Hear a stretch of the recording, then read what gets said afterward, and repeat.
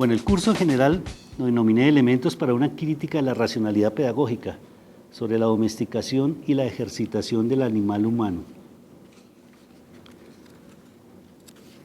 Esta primera conferencia la he titulado Pedagogización de la sociedad y crisis de la educación.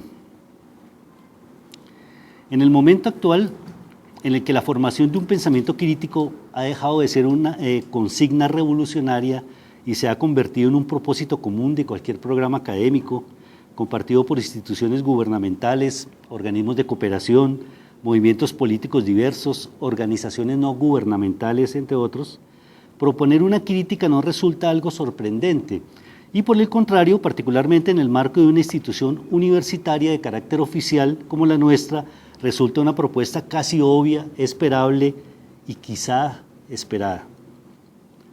Pareciera que la crítica está en el orden del día. Ser crítico, criticar, tomar posturas críticas, tener un pensamiento crítico, no solo es algo deseable, sino casi una exigencia, por lo menos en el espacio académico. Podría decirse entonces que con este curso magistral estoy ratificando mi condición de académico, de profesor de una universidad calificada como pública, en fin, estoy en un lugar adecuado y haciendo lo que se espera que debo hacer. Sin embargo, hay algo de incómodo en el título, o mejor aún, en el problema mismo que me he planteado para desarrollar en este curso. ¿Acaso no hay ya suficientes críticas a la pedagogía? ¿El curso entonces se propone retomar o presentar esas críticas? ¿Es un curso sobre o desde las pedagogías críticas? ¿Es posible una nueva crítica, una crítica diferente a la tan ya criticada pedagogía? Como verán, la situación en la que me he colocado no es propiamente cómoda, pero debo decir en verdad que no me coloqué ahí, no escogí voluntariamente ese lugar, más bien considero que fui llevado hasta ahí por efecto de ciertas preguntas y ciertos análisis en los que me envolví más bien durante los últimos años. En un momento inicial pensé en abandonar la idea de emprender una crítica. Hasta consideré la posibilidad de rechazar cualquier actitud crítica en vista de la existencia de tanta crítica, de tanto pensamiento crítico, de tantas teorías críticas. Pero el ejercicio de mi entendimiento me llevó a percibir que era una vana posibilidad, o mejor, una imposibilidad. No es posible abandonar la crítica sin renunciar a la condición misma del pensamiento. La opción que quedaba era entonces intentar una crítica más sobre un asunto ya bien o por lo menos bastante criticado. Y aquí estoy iniciando este curso magistral. Al final de estas sesiones volveré a retomar este problema de la crítica, pues desde luego se trata de un asunto de primer orden que vale la pena abordar con mayor profundidad. Por ahora les sugiero que recorramos un camino en donde podremos ir encontrando elementos para tal vez hacia el final del curso poder pensar con algo de mayor profundidad ese asunto tan presente, tan actual, tan valorado hoy como es la crítica. Mi propuesta es entonces no definir la crítica de antemano, sino asumir desde el inicio una actitud crítica que nos permita luego pensar o repensar el sentido de la crítica. Y en ese sentido considero que un curso magistral es un buen comienzo para ello. Imagino que varios se preguntarán cómo un curso magistral puede ser un escenario para pensar en la crítica o para promover el pensamiento crítico. Pues se trata evidentemente de una forma tradicional, medieval, de lo que podríamos llamar retrospectivamente y solo retrospectivamente una relación pedagógica. En otras palabras, ¿cómo hacer una crítica a la pedagogía partiendo de una postura pedagógica tan tradicional al punto que los estudiantes no tendrán voz? Sin embargo, eso que parece una contradicción es una apuesta, es decir, forma parte de la actitud crítica que me he propuesto desarrollar ante y por eso en alguna medida con ustedes. Sí, definitivamente, ¿qué mejor escenario puede existir hoy para elaborar una crítica a la racionalidad pedagógica contemporánea que un curso magistral? Un curso magistral donde solo el profesor habla mientras los estudiantes escuchan. Un curso magistral en la universidad pedagógica. ¿Será una muestra de su crisis? ¿O otra muestra más de su crisis? Un curso magistral en el momento en que por fin las clases son participativas, los programas de los profesores son negociados, negociación de saberes. Los profesores, como Sócrates, declaran no saber por modestia, porque no se deben sentir superiores a los estudiantes, porque hay que reconocer que todo el mundo sabe algo también, o simplemente porque en verdad no saben. Un curso magistral después de Freire. Sí, esa es la primera actitud crítica frente a ciertas pedagogías contemporáneas, esas pedagogías que con algún amigo llamamos pedagogías light, que pretendiendo la libertad y la autonomía están llevando hacia la medianía y el conformismo. Ahora bien, si el asunto de la crítica me incomodó un poco en el momento de preparar este curso, por el contrario, hablar de domesticación, de ejercitación y de animal humano me parecieron desde el comienzo cuestiones sugestivas, adecuadas a mis propósitos y a mis reflexiones más entrañables. Desde luego, tales términos forman parte de la actitud crítica que intento construir, pero no se deben llevar a malentendidos. Podría pensarse que se trata de una denuncia sobre los vínculos estrechos entre la educación y la domesticación, y sobre la forma como la educación en la modernidad ha llevado a conformar un animal humano antes que un verdadero humano. Pero no se trata de eso. La crítica no va por ese lado. Parte de mi actitud crítica tiene que ver con nombrar de manera clara la cuestión que encierra la educación sin pensar o plantear ningún ideal que la rescatara de esa, por ejemplo, precaria condición. Hoy como ayer, la educación se ha jugado en el terreno de la domesticación humana, pues el humano no es más que un particular tipo de animal domesticado. Ahora bien, esa domesticación, en cuanto técnica, en cuanto arte, ha producido diversos resultados y no sabemos qué más podría producir.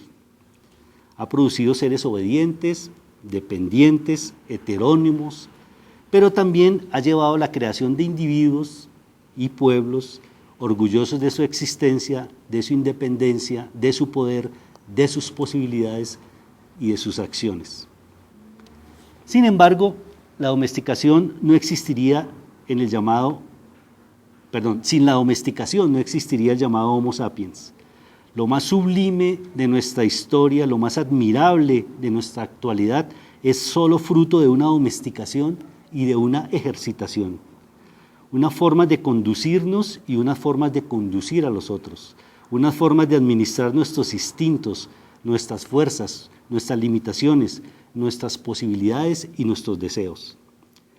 Qué bueno que Sloterdijk nos permitiera hablar de nuevo de esa manera, recordar al viejo Nietzsche, quien nos enseñó que en este planeta se ha producido una particular especie de ejercitantes.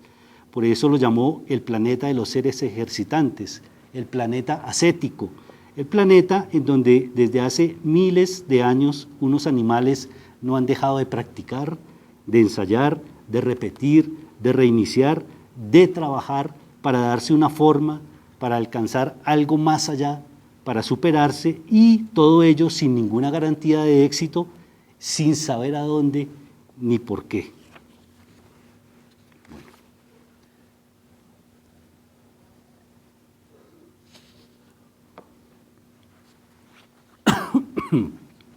Primera cuestión, entonces, de esta sesión, dos conceptos: pedagogización y educacionalización.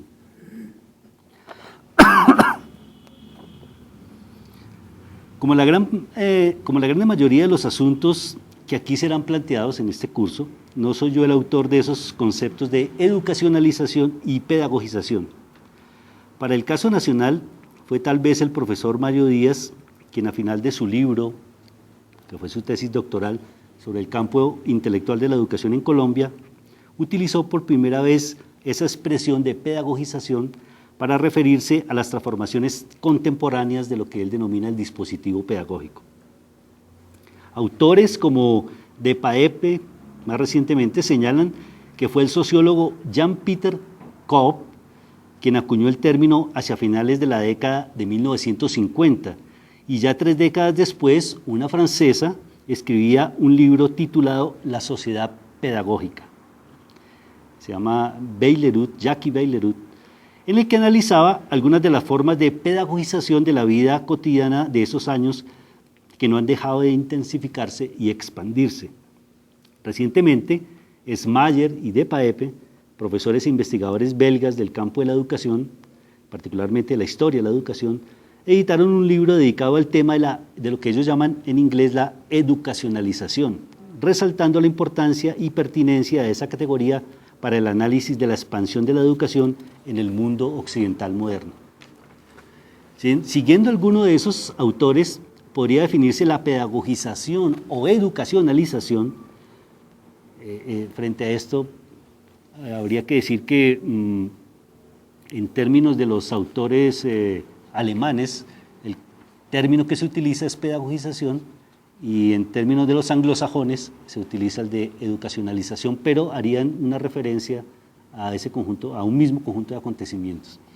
Esto puede no ser tan interesante, pero bien puede ser también interesante si lo miramos desde lo que significan las historias o las tradiciones intelectuales pedagógicas, y veríamos ahí que se trata entonces de conceptos que tienen su nacimiento en unas tradiciones intelectuales y que desde luego en algún momento pueden realizarse intercambios entre esas tradiciones, pero me parecía importante, y eso va a ser parte del curso, en un momento cuando analicemos, por ejemplo, lo que llamaría la procedencia de la educación moderna, como un asunto que tiene que ver con un concepto propio, particular de una cierta tradición intelectual.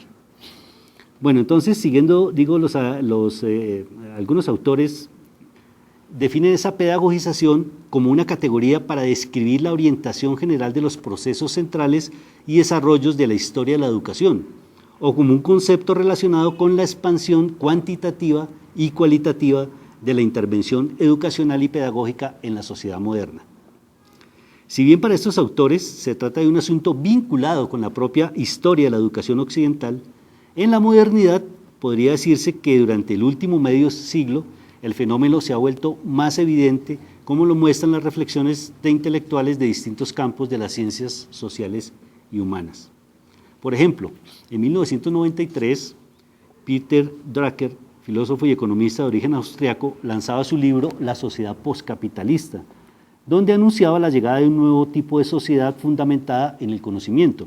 Es decir, se trataba de una sociedad en donde el recurso económico fundamental, el medio de producción fundamental ya no eran ni la tierra ni el trabajo, sino el conocimiento, más particularmente el conocimiento especializado.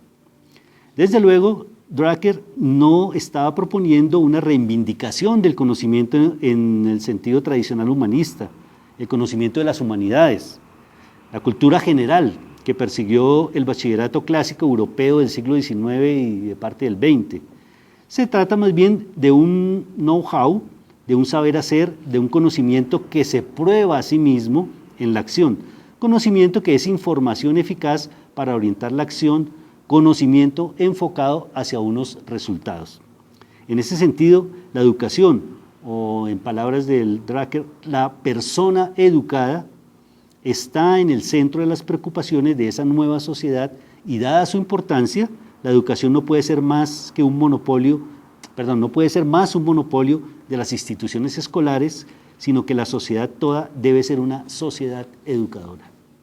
Dice Drucker en su libro, la educación en la sociedad postcapitalista tiene que saturar a toda la sociedad y las organizaciones que dan empleo, las empresas, las oficinas del gobierno, las entidades sin ánimo de lucro deben convertirse en instituciones de aprendizaje y enseñanza, y las escuelas tienen que trabajar en asociación con los empleadores y las organizaciones que dan empleo.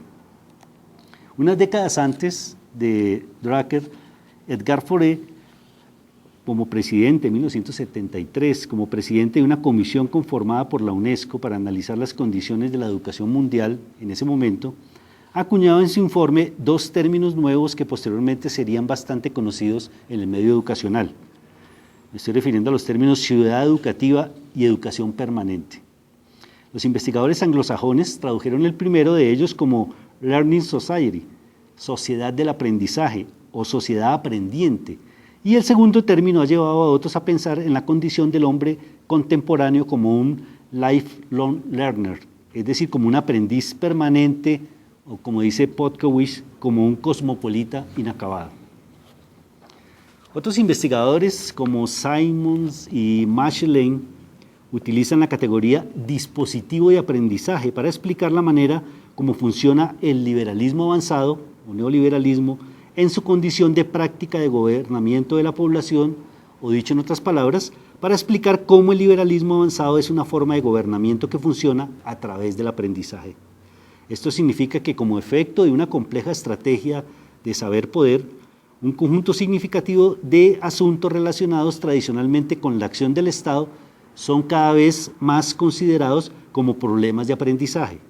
Así, el desempleo, antes que un efecto estructural del sistema, es visto como la falta de iniciativa, emprendedorismo o de competencias de los ciudadanos. Los problemas de salud, al ser considerados como efectos de los hábitos y prácticas de los individuos, requieren de aprendizajes o reaprendizajes especializados sobre hábitos alimentarios, prácticas saludables y control de riesgos.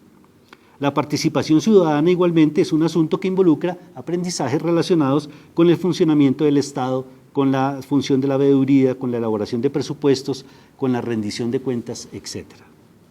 En fin, la pedagogización social, como diría Beilerud, contemporánea significa la centralidad de los procesos de aprendizaje en la vida cotidiana de las personas, la centralidad del saber, por otro lado, del conocimiento y de la información en las prácticas sociales, políticas y económicas. Centralidad que ha generado una intensa y extensa proliferación de prácticas y discursos de carácter educacional manifiestos en un sinnúmero de pedagogías. Esa proliferación de discursos y prácticas pedagógicas ha traído un doble efecto que podríamos calificar de paradójico y que se expresa en dos problemas centrales. De una parte, asistimos hoy en este justo proceso de pedagogización social a un debilitamiento del campo de saber de la pedagogía. De otra, la educación, tal como se entendió en la modernidad sólida, para hablar en términos de Bauman, se encuentra hoy en un impasse, en una sin salida o por lo menos en una encrucijada. A continuación vamos a ver en detalle estos dos asuntos. Debilitamiento de la pedagogía, exaltación de lo pedagógico. Durante el siglo XIX y la primera mitad del siglo XX, la pedagogía adquirió sistematicidad y reconocimiento como disciplina. En el ámbito alemán, los trabajos de Herbart llevaron a considerar la pedagogía como la ciencia de la educación. Posteriormente, se consolidó una tradición intelectual en donde se desarrollaron distintas perspectivas o paradigmas, como la pedagogía general o sistemática, la pedagogía crítica de las ciencias del espíritu, ahí está Dalte, Schleiermacher, la pedagogía crítico-reflexiva de Klafki, la ciencia de la educación crítica de Blankers y Mollenhauer, la ciencia de la educación reflexiva de Lenzen, por ejemplo. En el ámbito francófono se destacan las elaboraciones de los llamados filósofos pedagogos, como Marion y Compayré, la mirada desde la sociología de una ciencia de la educación de Durkheim, la psicopedagogía de Claparède, la pedagogía activa de Crowley y Ferrier, hasta las ciencias de la educación en el Instituto Jean-Jacques Rousseau de Ginebra y más tarde en el ámbito francés, las ciencias de la educación institucionalizadas por Mialaret, Debes y Jean Chateau. En la tradición anglosajona, las propuestas de Alexander Bain de la educación como ciencia, Education as a Science, los Curriculum Studies como campo de investigación iniciados de los trabajos de Bobbitt y Charters a comienzos del siglo XX en Estados Unidos, o los trabajos de John Dewey alrededor del concepto de educación y democracia, por ejemplo, educación y experiencia o ciencia de la educación, hasta las elaboraciones de una teoría crítica de la educación, por ejemplo, en el caso de Carr y Kemis. Como en el caso de los demás países latinoamericanos, en Colombia la consolidación de la pedagogía como disciplina no constituyó una tradición particular, como en el caso europeo y anglosajón, Sin embargo, es posible identificar con claridad, por lo menos hasta la década del 90, diversos procesos e intentos de apropiación y elaboración más o menos sistemáticos sobre los problemas de la pedagogía y la educación.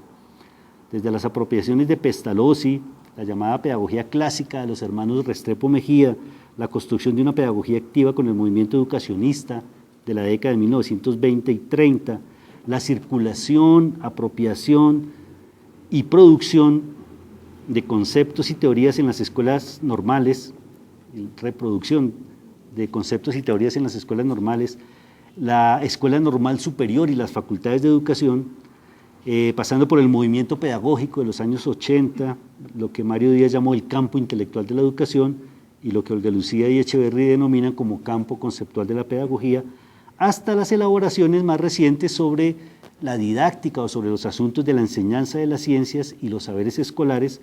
En todos esos asuntos encontramos una amplia y dispersa producción intelectual que hoy no encuentra los medios ni escenarios para una articulación y consolidación como campo de estudios. Tanto las tradiciones europeas y anglosajonas como la propia tradición nacional se han visto hoy relegadas ante la proliferación intensiva de discursos calificados como pedagógicos que aparecen en los más diversos espacios institucionales como empresas, escuelas, organizaciones no gubernamentales, hospitales, cárceles, oficinas del gobierno, movimientos sociales, partidos políticos, clubes deportivos, instituciones de salud o recreativas, etc. Como una muestra de esta dispersión y proliferación, podríamos identificar por lo menos 3 grandes tipologías. Esto es solo una manera de hacer una introducción y una presentación a la dispersión y a la proliferación de discursos denominados o calificados pedagógicos. Digo yo que sería por lo menos posible ubicar unas 3 grandes tipologías en que se localizan esas llamadas pedagogías contemporáneas. Unas pedagogías que hacen referencia a todo aquello que es necesario enseñar y aprender.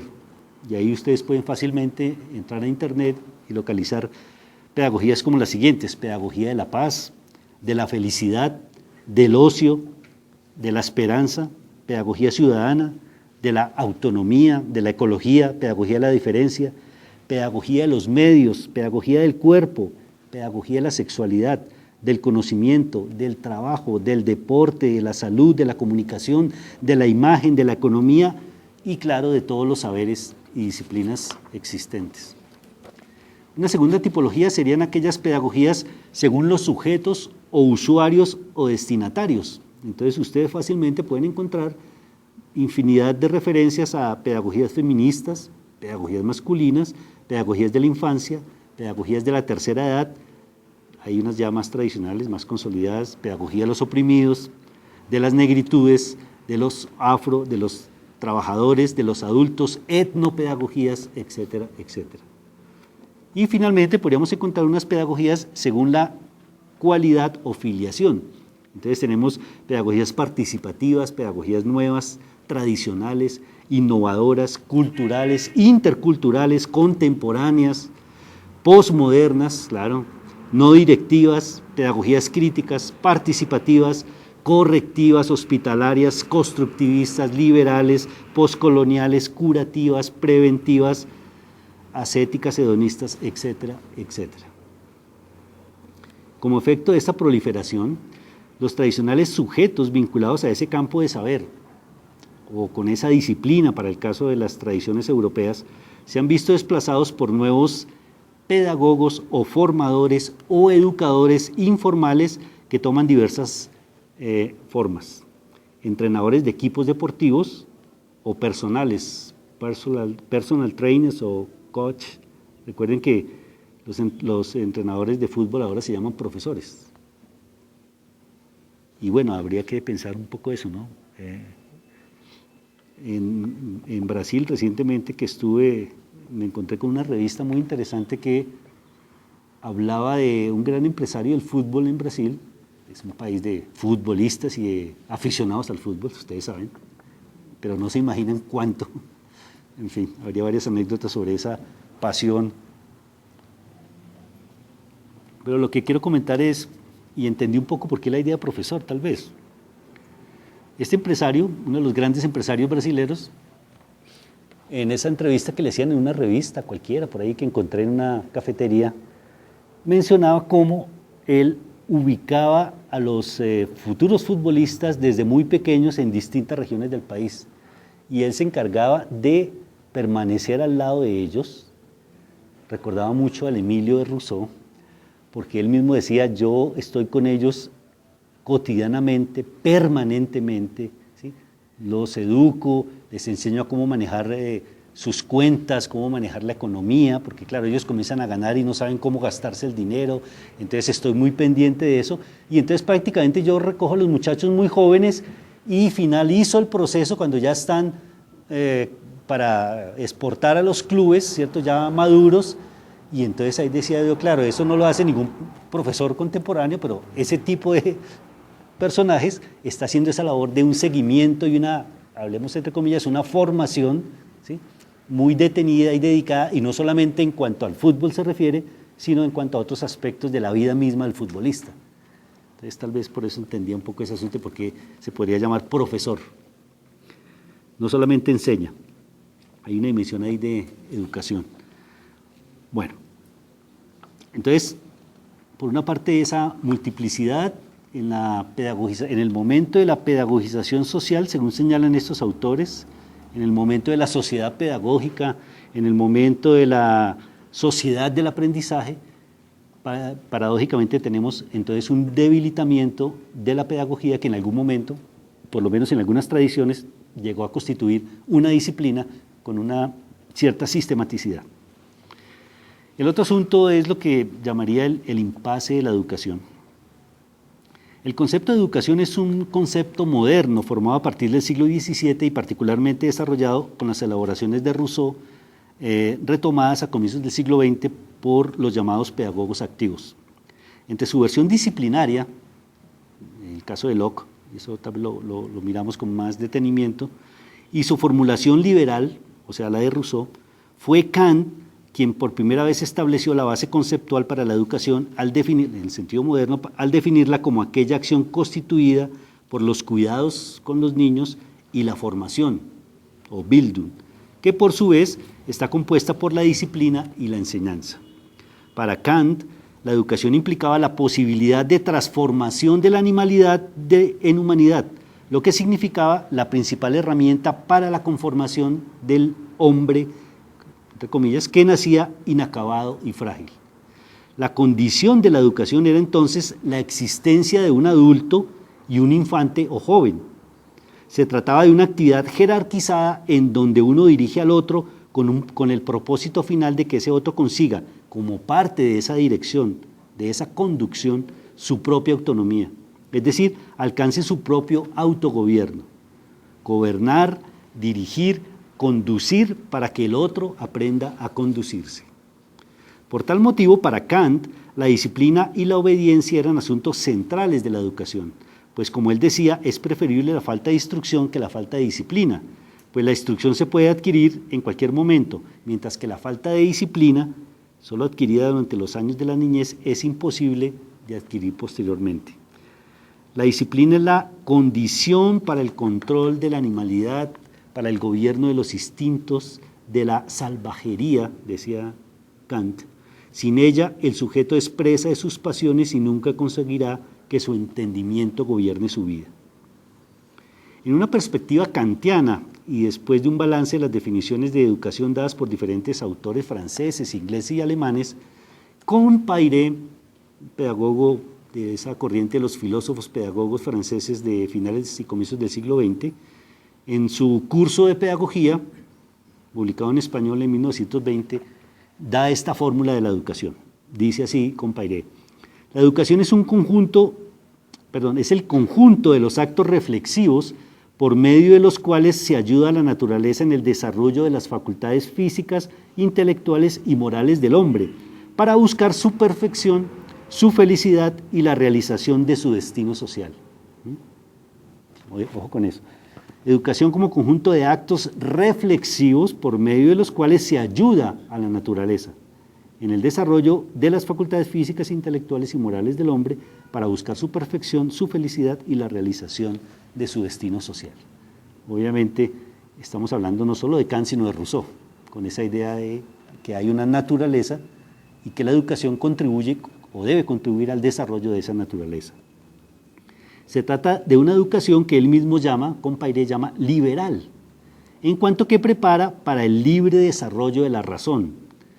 Tal educación liberal no aspira a una alta instrucción intelectual, pues es suficiente una formación elemental siempre que hable la inteligencia y fortifique la energía moral. Entonces, claro, ya podemos ver dentro del vocabulario pedagógico hay una jerarquización y una relación entre esos conceptos.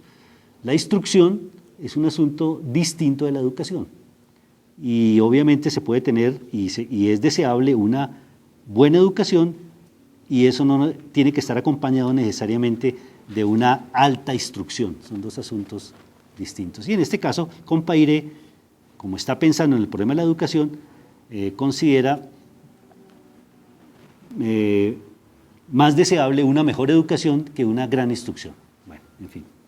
Coincide Compayré con Rousseau en que tal educación debe estar en conformidad con las leyes de la naturaleza, pero considera que aquello que se llama naturaleza, en el fondo, es un ideal que cada pedagogo concibe a su manera y que, como señala el pensador inglés Alexander Bain, existen en la naturaleza humana instintos malos como la cólera, el odio, la antipatía y la envidia, entre otros. Entonces, hablar de dejar fluir a la naturaleza no sería tan pertinente si tenemos en cuenta que existen esas características también naturales en esa naturaleza humana. No se puede abandonar la naturaleza a sí misma y por el contrario es necesario establecer unas restricciones como propone Kant. También coincide Compayré con Rousseau en que la educación es producto de la libertad, pues el hombre no es un ser inerte y pasivo, sino libre y activo. Dice Compayré, el espíritu no es una materia inerte que se deja formar a voluntad y obedece pasivamente a todo aquello que se hace en ella, como el mármol o la madera al cincel del artista.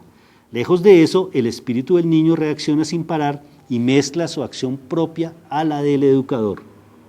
Pero evidentemente no es una colaboración equivalente, ¿cierto? La actividad del alumno debe estar comprometida con su educación. Por lo tanto, debe estar al servicio de la acción educativa del profesor, colaborar con él para llegar hasta donde se le conduce. De ahí que, en otro sentido, diría también Compayré, la educación no abandona la naturaleza a sí misma, sino que la vigila, le dicta sus reglas y, en caso de necesidad, la reprime. De un modo general, es obra de la autoridad, al igual que la libertad. Pues la autoridad adquirida por el maestro, que sabe hacer, estimar y obedecer, le permitirá acudir al convencimiento con más frecuencia que a la represión. Cuanto más autoridad tenga, menos necesitará usarla. Pero no se debe olvidar que el fin mismo de la educación es el cultivo del carácter.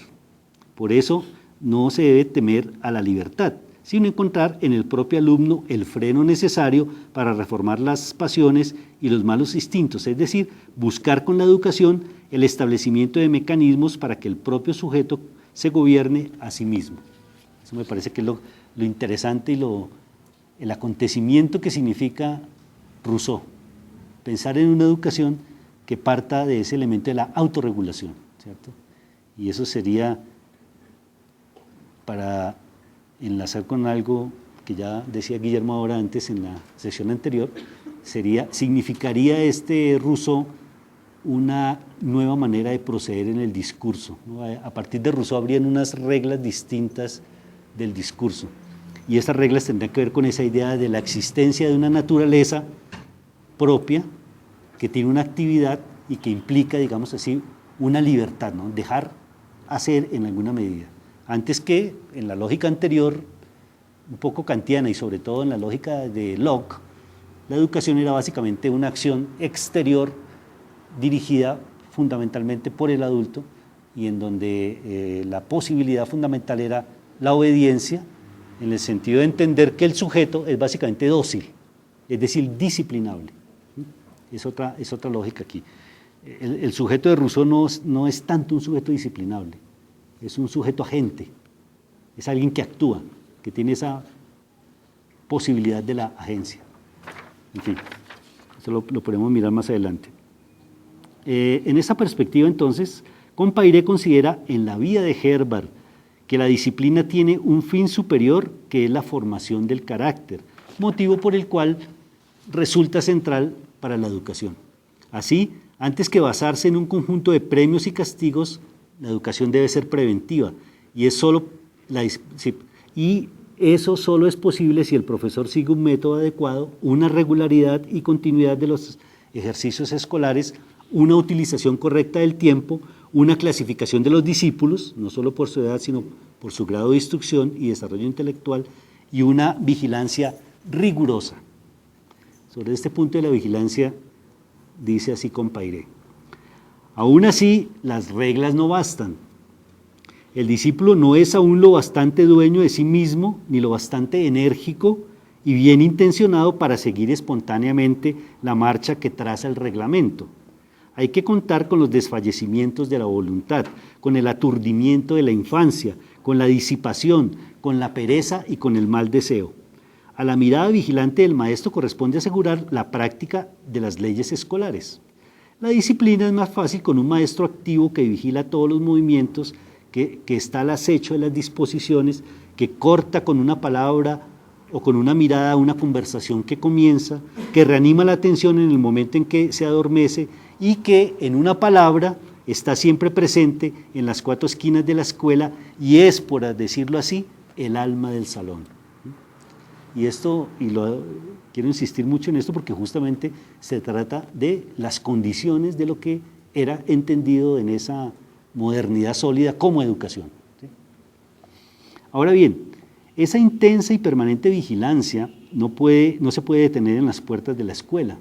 Un buen profesor debe averiguar lo que hacen los niños en el seno de la familia y hasta cómo se comportan en la calle y los caminos, y para eso debe establecer una estrecha alianza con los padres, informándolos periódicamente del progreso, del trabajo y de los defectos de los niños. Sin embargo, debe recordar que el fin de la disciplina es volverse inútil. Ojo con eso. Y esto es interesante porque creo que tenemos unas pésimas lecturas de los pedagogos activos. Y claro, los pedagogos activos hicieron también una pésima lectura, interesada obviamente, de la llamada pedagogía tradicional. Y como conclusión de eso quedó una similitud y una sinonimia entre disciplina y represión. Y obviamente, en términos de los conceptos que manejaban estos pedagogos, la disciplina no tenía que ver con la represión, la disciplina no tenía que ver con la obediencia eterna, no era su propósito crear un ser obediente, ese no era el fin de la disciplina. El fin de la disciplina era crear un ser autónomo, pero justamente la única posibilidad de volverlo autónomo era partiendo de la disciplina y de la obediencia. ¿Sí? En fin. Entonces, por eso dice Compairé con claridad, ¿cierto?, que el fin de la disciplina no es perpetuarse, sino hacerse inútil, justamente. Se debe disciplinar para dejar de disciplinar. Y eso también, y en ese sentido es que está también ese juego de esa nueva manera de entender el problema del gobierno del otro. Como muy bien decía Foucault, ese gobierno liberal pretende es gobernar menos para gobernar más. Esa es la magia de ese asunto.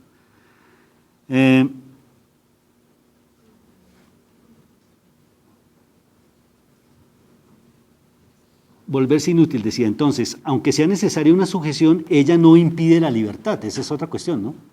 No hay una relación directa entre sujeción y esclavitud, digámoslo así aquí. La sujeción al adulto no impide la libertad, es más, es la condición misma de la libertad. Dice Compairé que la disciplina que nos imponemos a nosotros mismos y el fin de la educación en todos los grados es hacer hombres libres.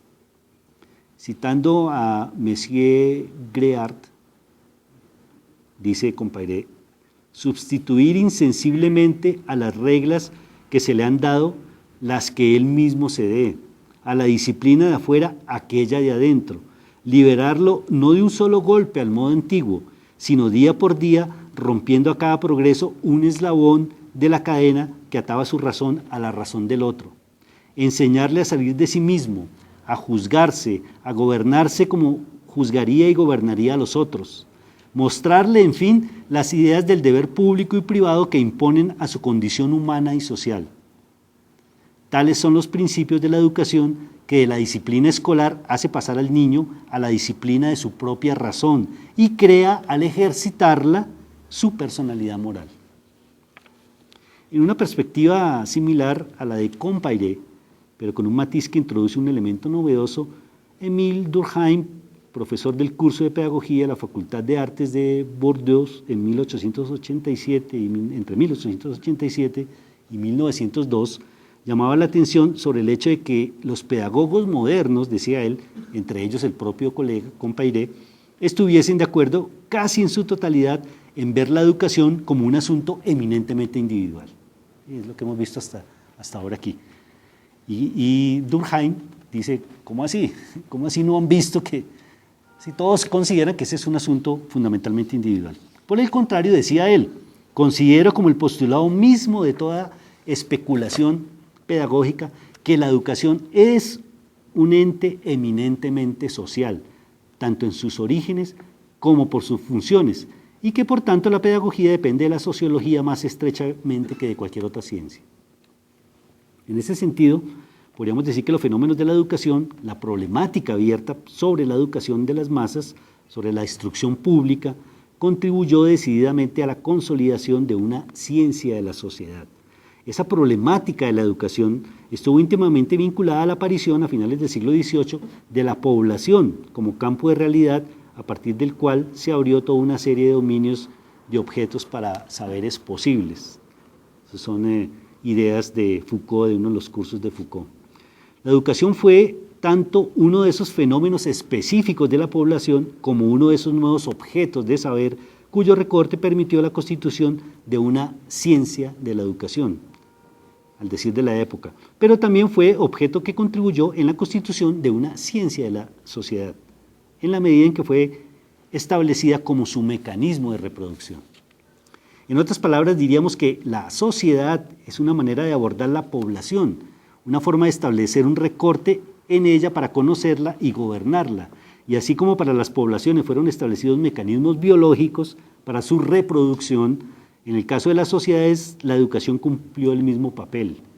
Era la educación, y solo ella, la que podría garantizar la sobrevivencia de la sociedad. Dice Durkheim, si se enorgullece de algo la existencia de la sociedad, y acabamos de ver aquello que representa ella para nosotros, es indispensable que la educación asegure entre los conciudadanos una suficiente comunidad de ideas y sentimientos sin la cual no puede haber sociedad. Es decir, no es posible entender la sociedad ni una ciencia de la sociedad sin pensar la educación ni una ciencia de la educación. La educación fue ese mecanismo de reproducción de la sociedad en un doble sentido. De una parte, era la educación la que transformaba al ser individual y asocial que somos en el momento de nuestro nacimiento en un ser apto para vivir en comunidad, decía Durkheim. Por otra parte, era a través de la educación que los productos de una generación, en lugar de borrarse y desaparecer con su muerte, se acumulaban, se pasaban y se transformaban en la siguiente generación. La famosa definición de educación de Durkheim es ilustrativa en este sentido, ¿no? Recordemos lo que decía, la educación es la acción ejercida por las generaciones adultas sobre aquellas que no han alcanzado aún el grado de madurez necesario para la vida social. Tiene por objeto suscitar y desarrollar en el niño un cierto número de estados físicos, intelectuales y morales que exigen de él tanto la sociedad política en su conjunto como el medio ambiente específico al que está específicamente destinado. La educación es una socialización metódica de las nuevas generaciones y actúa sobre el individuo tanto como sobre la población. Las reglas, los hábitos, las ideas que determinan el tipo de educación son producto de las generaciones anteriores. Todo el pasado de la humanidad ha contribuido a edificar ese conjunto de reglas que dirigen la educación del momento. Por eso, ella funciona de la manera como opera el mecanismo hereditario en el caso de las poblaciones y de los organismos vivos. Dice Durkheim, en el hombre Al contrario de las actitudes de todo tipo que supone la vida social, son demasiado complejas para poder encarnarse, por así decir, en nuestros tejidos y materializarse bajo la forma de predisposiciones orgánicas. De ahí se desprende que esas actitudes no pueden transmitirse de una generación a otra por vías genéticas. Es a través de la educación que se lleva a término la transmisión. Es muy claro que cuando Durkheim introduce esa perspectiva social, a diferencia de los otros pedagogos filósofos y filósofos como Herbart, como Kant incluso, que pensaban más en una dimensión individual, lo que está intentando también es pensar en cómo es posible constituir la sociedad y cómo es posible reproducir y mantener la sociedad. Y eso por eso la educación cumpliría ahí ese papel, ¿no? Ese papel que no podría hablar Durkheim en términos de ADN, pero que podríamos decir estaría en esa posibilidad de la transmisión genética. Y claro, estamos hablando entonces de comienzos del siglo XX y estamos hablando de cómo se introduce esa perspectiva en la educación. Y es curioso que encontrar algunas historias y algunos libros sobre pedagogía que critican a Durkheim por tradicionalista, ¿no? Claro, esa propuesta de educación de Durkheim es una propuesta tradicionalista, porque concedía a las generaciones jóvenes simplemente un papel pasivo, y hoy estamos en otra condición. Interesante porque digo que ahí están borrando justamente no están considerando las condiciones de posibilidad para plantear y para decir pues para pensar la educación en esa nueva condición, mejor dicho. Y en últimas lo que está pasando en esas reflexiones es el apagamiento de un acontecimiento discursivo como este, que señala una nueva dimensión para pensar el problema de la educación. En fin. Pero a pesar de estas claridades introducidas por Durkheim a comienzos del siglo XX, la perspectiva psicológica se impuso gracias a su íntima articulación con los desarrollos científicos de la biología. De esta manera se constituyó a comienzos del siglo XX el movimiento de la llamada pedagogía activa o escuela nueva, movimiento más bien heterogéneo que agrupó diversas tendencias, pero que finalmente reforzaría el carácter individual de la educación y más específicamente concretaría o actualizaría las ideas que Rousseau había formulado medio siglo antes sobre la educación. Recordemos que, a diferencia de Kant, Rousseau no partía de la disciplina, ni pretendía enseñar nada. Sin embargo, su idea de educación libre no significaba una renuncia a la dirección, a la conducción. Se trataba de una nueva manera de hacerlo, de una fórmula novedosa que consiste en establecer las condiciones para una autorregulación. Es a partir de la propia acción del sujeto en un medio particular que es posible educar. Recordemos que Emilio es sacado de la ciudad y colocado en el campo, medio natural, para que de esa forma y a través de su actividad inicie las experiencias diversas, cotidianas y naturales que le permitirán aprender las, entre comillas, lecciones de la propia naturaleza, de las cosas y de los hombres. La libertad de Emilio no es una plena libertad, no es un dejar hacer, no es espontaneísmo. Se trata de una estrategia cuyo principio es gobernar más para gobernar menos, es decir, crear las condiciones para que la acción del individuo se convierta en un proceso de regulación de su conducta, no diría eso Rousseau, sino sus más contemporáneos, de adaptación a las exigencias del medio y de satisfacción de sus impulsos naturales, que por lo tanto son buenos. En términos de Claparet, el problema de la educación, decía él, posee dos aspectos distintos. Por una parte, se trata de desarrollar las energías del niño y del hombre, su capacidad de esfuerzo, su poder voluntario, su fuerza de carácter. Esto es lo que podemos llamar cultura potencial. Por otra parte, se trata de aguijonear esas energías por caminos determinados, de hacerlas converger hacia ciertos fines. Se puede, en efecto, estar en posesión de una gran cantidad de energía y de constancia para el trabajo, pero emplear muy mal esas cualidades psíquicas. De eso sabemos muy bien, ¿no? Esto se ve todos los días. No basta pues desarrollar las energías del niño, es preciso además ocuparse del objeto al cual se aplicarán.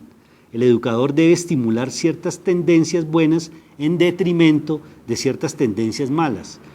Esta es la cultura moral y social propiamente dicha. También desde luego se han hecho lecturas bien amañadas y obviamente bien laxas de los planteamientos de la escuela activa, que pretende justificar una intervención casi que nula del profesor, por ejemplo. Y si leemos los textos de los llamados pedagogos activos, vamos a encontrar que nunca hay una renuncia a ese lugar. Y se trata de una economía de la enseñanza, pero esa economía de la enseñanza le lleva o le implica al maestro una actitud de mucho más intervención. Claro, no una intervención directa, sino una intervención sobre el medio, para generar la autorregulación, por ejemplo.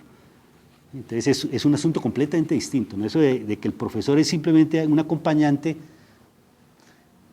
no es el que está al lado ahí mirando sin nada, ¿sí? Y dejando hacer, no, el acompañante en este sentido quiere decir, está al lado, pero tiene una previa diseño de cuáles son los propósitos y hacia dónde deben ir los aprendizajes.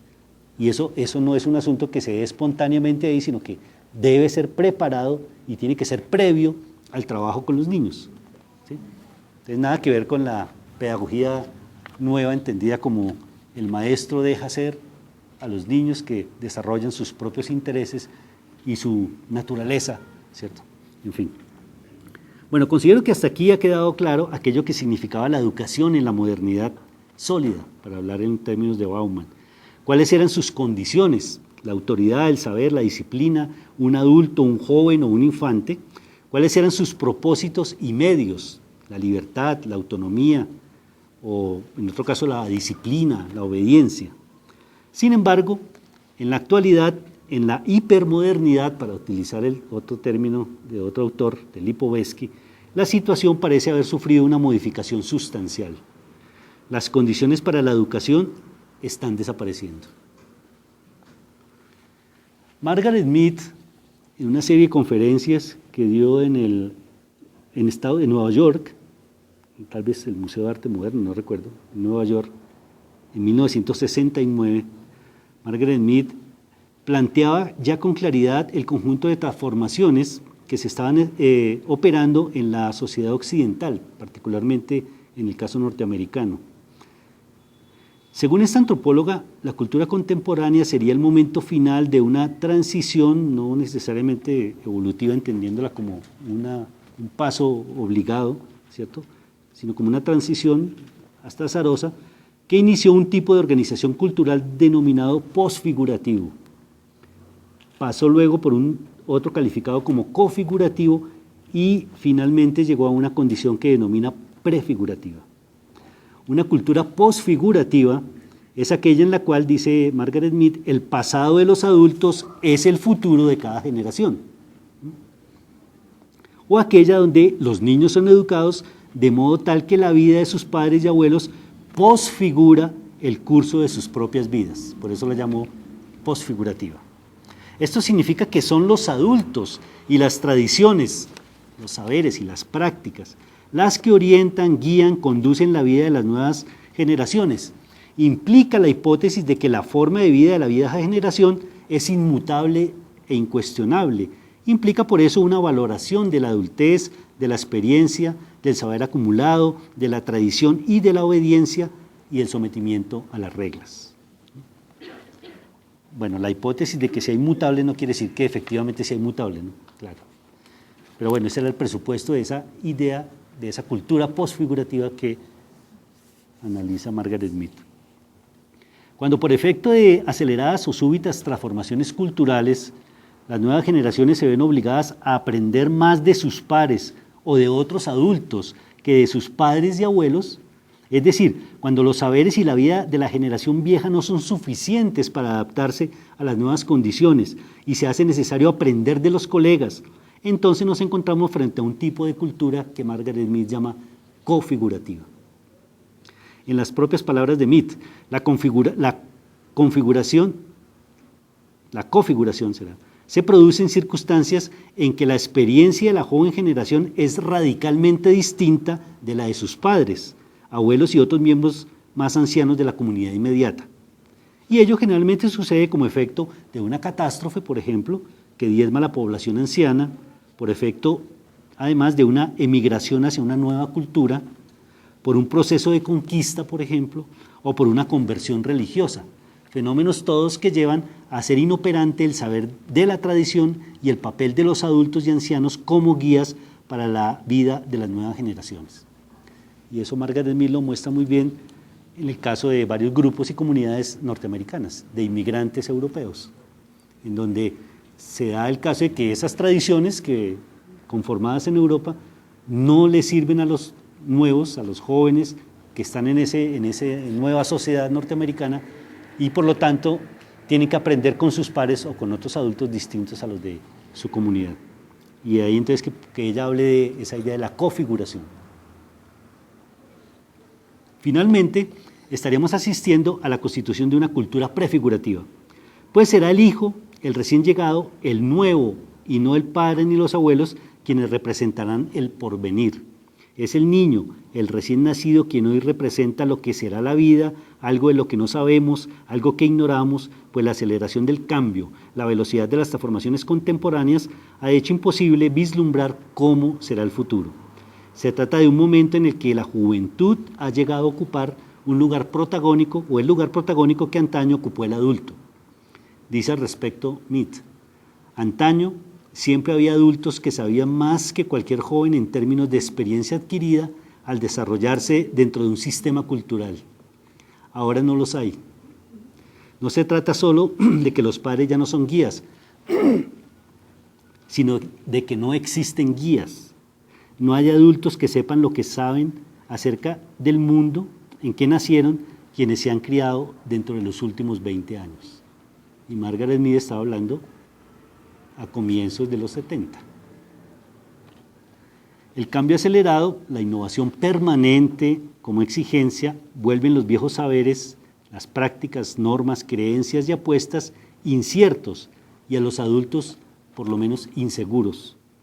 En su libro sobre la corrosión del carácter, Richard Sennett muestra la impotencia de Rico, joven profesional de la nueva generación de empresarios de sí mismos, para orientar a sus hijos, pues bien sabe que la educación que le dio su padre, que era un portero jubilado, no funciona en las nuevas circunstancias contemporáneas, pero tampoco está seguro de que su vida nómade y sujeta a permanentes cambios, tensiones, incertezas, pueda servir de modelo para sus hijos. Esa es la tragedia contemporánea, por decirlo así, que muestra muy bien Sennett en ese libro de la corrosión del carácter. Y el problema no es solo la imposibilidad de los adultos para saber qué hacer hoy con las nuevas generaciones. Estamos viviendo ya los efectos de una generación socializada en las nuevas condiciones culturales, es decir, una generación que parece no sentirse a gusto con la idea de llegar a ser adulto, una generación que asume una condición juvenil permanente, que ya no valora la tradición cultural y que parece ocuparse solo de lo más inmediato, pues a fin de cuentas el futuro es bastante incierto para preocuparse o para ocuparse de él.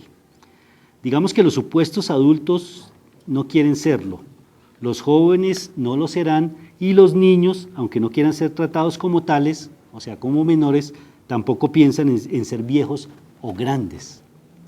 Todos queremos ser jóvenes, juveniles.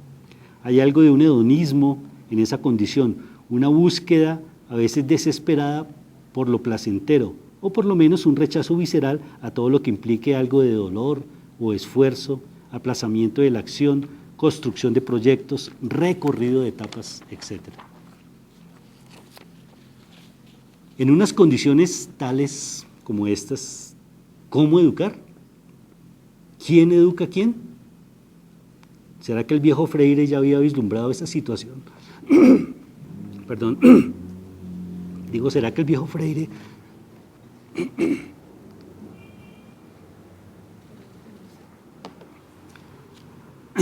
¿será que el viejo Freire ya había vislumbrado esa situación cuando afirmaba aquella famosa frase que conocemos Nadie educa a nadie, nadie se educa solo, los hombres se educan entre sí mediados por el mundo.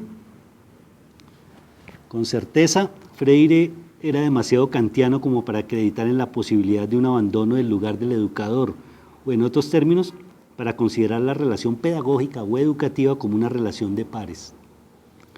Lo que tenemos hoy es, además, un cierto abandono complaciente de la tarea de educar y de la posición del adulto. Si el pasado no nos sirve como orientación para la educación de los nuevos, si como consecuencia de ello no sabemos cómo ni hacia dónde orientar, entonces la respuesta, frecuentemente, es condescendiente con la tendencia general hacia un dejar hacer y ser.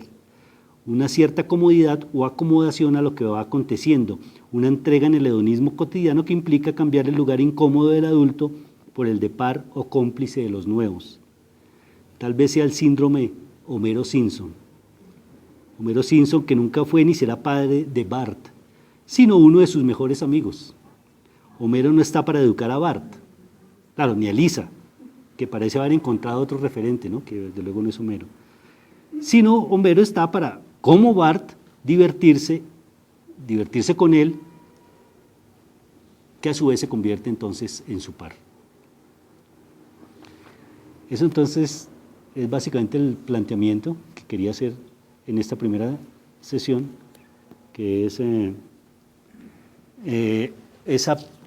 digamos, una abertura a la problemática que voy a tratar de desarrollar. Entonces son dos cosas que nos quedan. Por una parte, ese asunto de la crítica y de lo que significaría construir una actitud crítica, y en eso me valdré,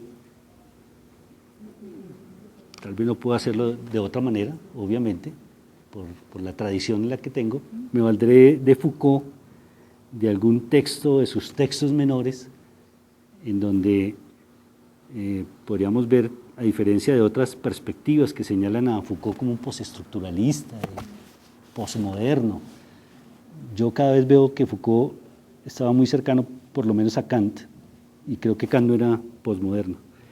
Y entonces, en ese asunto de la crítica que utiliza Foucault, es plenamente kantiano. Y por ahí es que creo que introduciría ese asunto entonces de la crítica y intentaré al final decir algo, un poco más de lo que se ha dicho sobre ese asunto de la crítica.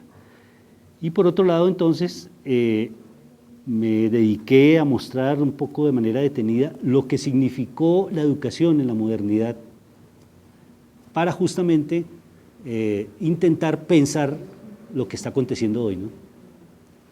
No se trata entonces de que hoy estaríamos ante una transformación de la educación. Eso sería pensar de alguna manera que la educación tiene una esencia y que es la misma, ¿sí? Y que algunas cosas están cambiando. Y lo que estoy tratando de mostrar es que la educación significaba una cuestión y tenía unas condiciones. Y cuando esas condiciones desaparecen, entonces estaríamos hablando de otra cosa, ¿sí? Y ese es el asunto, me parece a mí, contemporáneo. Al final intentaré plantear algo relacionado con esta idea que es, evidentemente, la llamada sociedad pedagógica, la sociedad del aprendizaje, la pedagogización social contemporánea, la sociedad del conocimiento, etcétera, es un tipo, digamos, de sociedad en donde el asunto, algunos llaman el asunto de la educación, estaría presente, ¿sí? Justamente por esa centralidad en los procesos, por ejemplo, de aprender. Y lo que intentaré mostrar es que aprendizaje es otra cuestión, que es distinta a la educación. Y lo que estaríamos hoy básicamente promoviendo, lo que se estaría promoviendo hoy en esta sociedad contemporánea, son más bien asuntos relacionados con el aprendizaje, que son diferentes a lo que implicaba la educación, ¿sí? Y hoy por eso, algunos autores nos señalan que podríamos calificarnos a nosotros mismos como animales básicamente aprendientes. Por eso hablaba yo del Homo dicendis. Es un tipo de Homo que está definido básicamente por su condición de aprender y por la necesidad de aprender permanentemente, ¿sí? Esa idea del aprendizaje permanente, del lifelong learner, es un asunto que está en el orden de la sociedad pedagógica contemporánea, pero que es diferente al problema de la educación. Estamos abandonando la educación y estamos entrando en el reino del aprendizaje. Era eso. Gracias. Bueno,